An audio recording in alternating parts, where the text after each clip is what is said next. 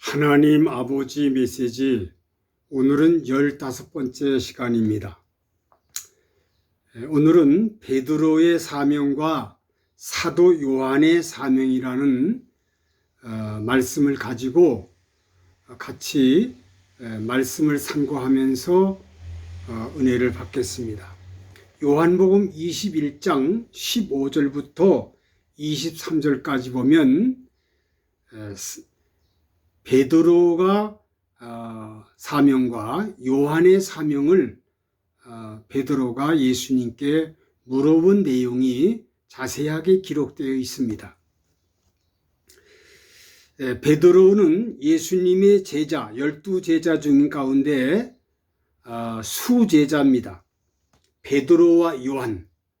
베드로는 당시에 60대의 나이가 있었고 요한이는 30대의 젊은 청년이었습니다. 베드로의 그 성격은 다혈적이면서 매사에 적극적으로 참여를 하는 그러한 성품입니다.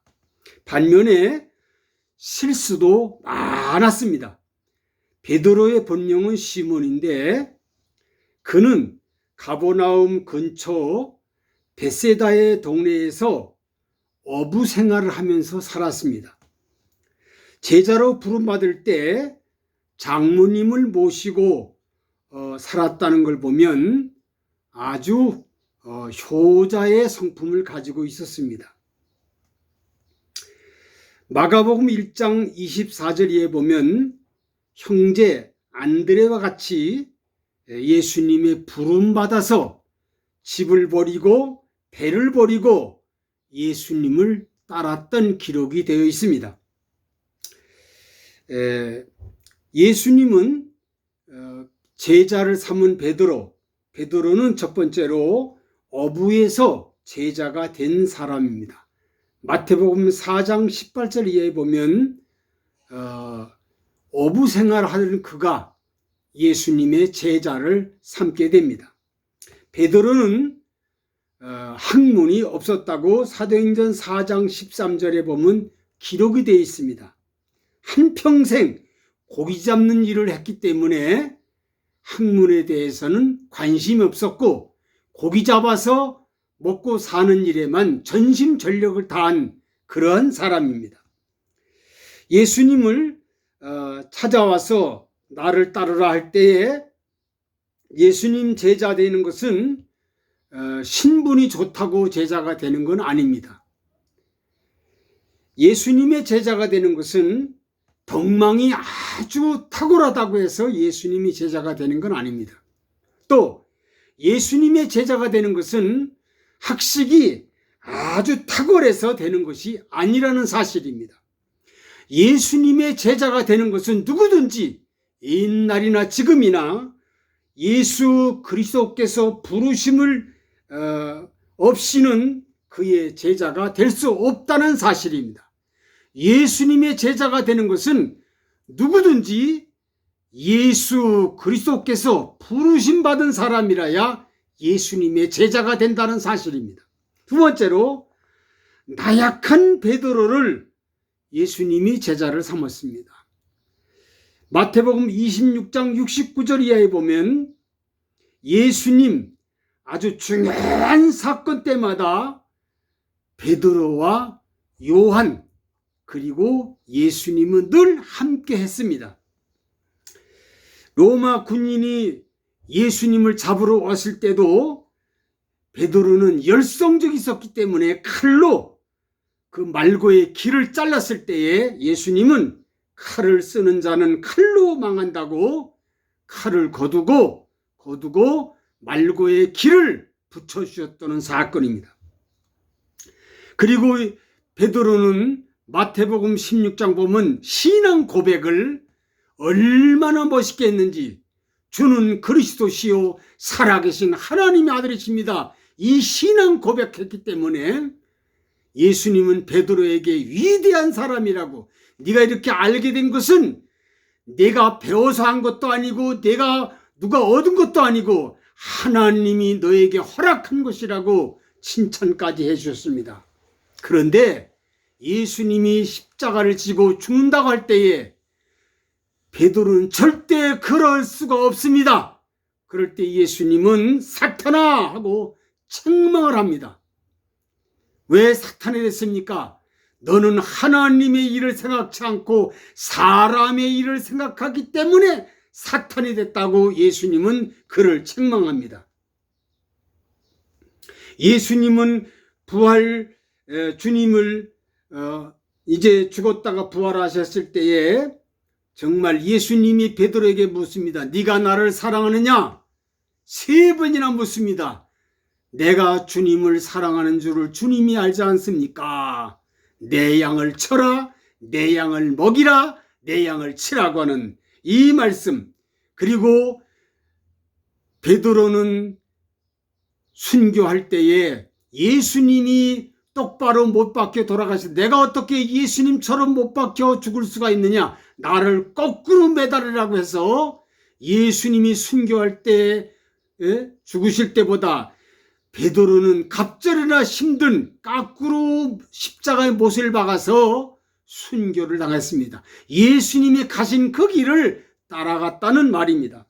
3번째로 베드로의 신앙의 성품을 그가 성령 받기 전에는 아주 쫄장부였는데 성령 받고 나서는 대장부가 됐고 엄청나게 변화가 됐습니다.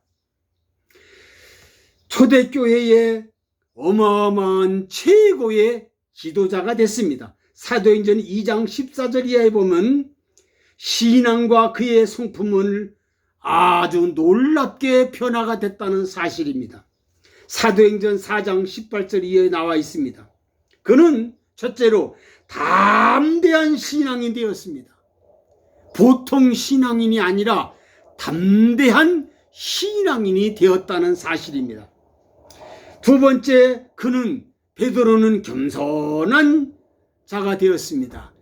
정말 성령 받기 전에는 아주 교만하고 잘난 체하고 큰 체하고 항상 나서기를 잘했고 그래서 실수를 많이 했지만 성령 충만 받고 나서부터는 그는 정말 겸손한 사람이 되었습니다.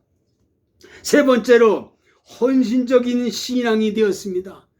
베드로는 하나부터 10까지가 전부 다 헌신을 하면서 살았다는 사실입니다. 베드로의 사명은 요한복음 21장 15절부터 19절 보니까 바로 초림의 주님의 크게 쓰임받는 사명을 감당하는 사람이 되었다는 겁니다. 정말 교회를 기초 세우는데 큰 공을 세운 자입니다. 베드로는 교회의 기초, 교회를 시작할 때에 어마어마한 일을 한 사람이고 예루살렘 교회의 큰 부흥을 일으킨 주인공입니다. 그리고 그는 기독교 역사에 제일 큰 이적을 먼저 행한 사람입니다. 하루에 3,000명씩 회개하는 역사가 나타났다는 사실입니다.